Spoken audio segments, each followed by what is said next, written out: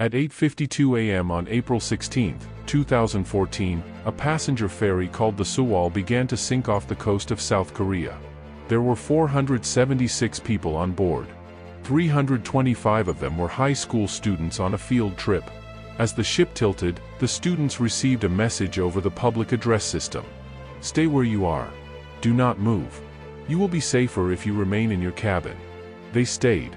They sent text messages to their parents. "Mom, I love you. Dad, if I don't make it, I want you to know I had a good life. I'm so scared. The ship is tilting more." The Coast Guard arrived. Rescue vessels were there within minutes. They did not go in.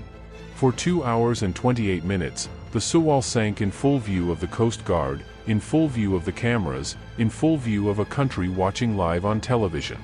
304 people died. 250 of them were the students who had been told to stay where they were. The South Korean government's response to the disaster, the failures of rescue, the suppression of information, the cover-up of what had gone wrong, became one of the defining political crises of modern Korean history. The parents of the students have been asking for the full truth for 11 years. They are still asking. The Sewol was a passenger and cargo ferry operating on the route between Incheon on the Korean mainland and Jeju Island. On the morning of April 15, 2014, 325 second-year students from Danwon High School in Ansan, Gyeonggi Province, boarded the Sewol for their class field trip to Jeju Island. They were 15 and 16 years old. The trip had been planned for months, a class excursion, the kind of event that marks a school year, that students look forward to and parents photograph at the departure pier. The ship left Incheon at 9 p.m. on April 15. At approximately 8:48 a.m. on April 16, the Sewol began to list severely to the right while navigating the waters off Jindo, South Jeolla Province. The cause, a combination of excessive cargo, improperly secured cargo that shifted during a turn, and structural modifications that had reduced the ferry's stability, produced a rapid and catastrophic listing that the crew was unable to correct. At 8:52 a.m., the ship's public address system broadcast the announcement that would become the defining phrase of the disaster. "Stay where you are. Do not move. You will be safer if you remain in your cabin." The announcement was broadcast multiple times as the ship continued to tilt. The students, trained to follow instructions, trained to trust the adults in authority around them, stayed where they were. On the bridge, the crew, including the captain, Lee Jun-suk, was preparing to abandon ship. The captain left the Sewol at approximately 9:38 a.m. He was among the first to be rescued. At that point, the students were still in their cabins. The Coast Guard arrived at the scene within minutes of the first distress call. The Sewol was visible. The ship was sinking. The students were inside. What the Coast Guard did, and did not do, in the 2 hours and 28 minutes between their arrival and the ferry's final submersion has been the subject of investigations, trials, and political controversy that has continued for 11 years. The Coast Guard vessels circled the Sewol. They rescued the passengers who had made it to the outer decks, who had disobeyed the instruction to stay in place and had come outside. They did not enter the submerging ship to reach those who had followed the instruction. The specific failures of the rescue operation, the absence of civilian divers in the initial response, the delay in requesting additional resources, the communication breakdowns between the Coast Guard, the Maritime Safety Authority, and the central government, have been documented in multiple official investigations. What the investigations established was a system that had failed at every level simultaneously, a system in which the specific combination of regulatory failure, training deficiency, and institutional dysfunction had produced a rescue operation that was visibly inadequate in real time, in front of the cameras of every major Korean television network. The country watched it happen, and could not stop it. If this history is new to you, subscribe to Unsolved East and hit like. New episodes every week. The South Korean government's response to the Sewol disaster did not begin with the rescue failure. It began with what happened after. In the immediate aftermath of the sinking, the government of President Park Geun-hye provided information to the public and to the media that was inaccurate. Initial reports stated that all passengers had been rescued, a claim that was false and that the government knew was false when it was made. The families of the missing students, watching news reports that told them their children were safe, spent hours believing survivors were being brought to shore before understanding that most of the students were still underwater. The 7 hours following the initial capsizing, during which President Park Geun-hye's whereabouts were unaccounted for, became one of the most contested political questions of the subsequent investigation. The Blue House provided explanations that changed multiple times. The specific question of where the president was and what she was doing during the critical window of the disaster was never fully and satisfactorily answered. The bereaved families, the parents, siblings, and relatives of the 304 people who died, became the most persistent advocates for accountability that South Korean society had seen in a generation. They camped outside the National Assembly. They went on hunger strikes. They demanded an independent investigation with subpoena powers.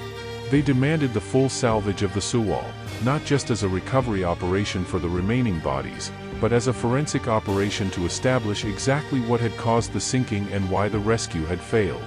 The government's response to the families was not sympathy. It was surveillance. Intelligence Service documents declassified in subsequent years revealed that the National Intelligence Service had been monitoring the bereaved families, tracking their activities, their communications, their advocacy efforts. The families who had lost their children were being surveilled by the state they were asking for accountability. The specific betrayal of that, the government watching the parents of dead children to assess the threat they posed, became one of the most viscerally understood aspects of the Sewol disaster in Korean public consciousness. The Sewol disaster produced something that disasters of this scale sometimes produce and sometimes do not: a fundamental shift in the relationship between a society and its government.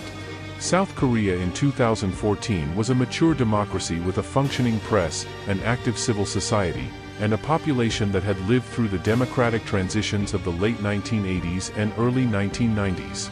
It was not a country without institutional capacity or civic culture. What the Sewol revealed was the gap between institutional capacity and institutional will. The Coast Guard had vessels. They did not enter. The government had information systems. It provided false information. The intelligence service had resources. It used them to watch grieving parents. The gap between what institutions could have done and what they chose to do, in the specific hours and days and months of the Sewol response, was the thing that turned a maritime disaster into a political crisis that eventually contributed to the impeachment of a president. It was not the sinking that broke the country's trust. It was the response to the sinking. The accountability for the Sewol disaster was partial, contested, and years in coming. Captain Lee Jun-suk, who had abandoned the ship while hundreds of passengers were still on board, was convicted of homicide through gross negligence in 2015 and sentenced to life imprisonment. The sentence was subsequently reduced to 36 years on appeal. The operator of the Sewol, the Chonghaejeon Marine Company, was investigated extensively. Its owner, Yoo Byung-eun, became the subject of one of the largest manhunts in South Korean history as investigators sought to question him about the company's safety practices and the specific decisions that had made the Sewol overloaded and unstable. He was found dead in June 2014, apparently of natural causes, before he could be questioned. The Coast Guard's response was investigated.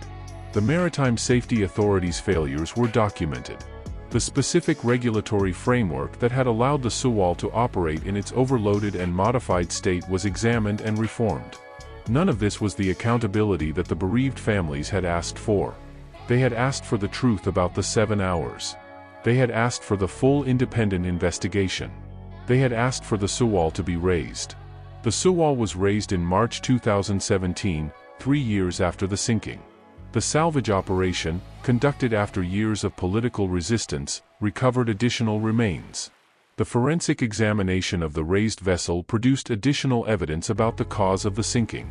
It also confirmed that 5 bodies from the original disaster remained unrecovered. 5 bodies are still missing. The political consequences of the Sewol disaster extended beyond the maritime and regulatory accountability.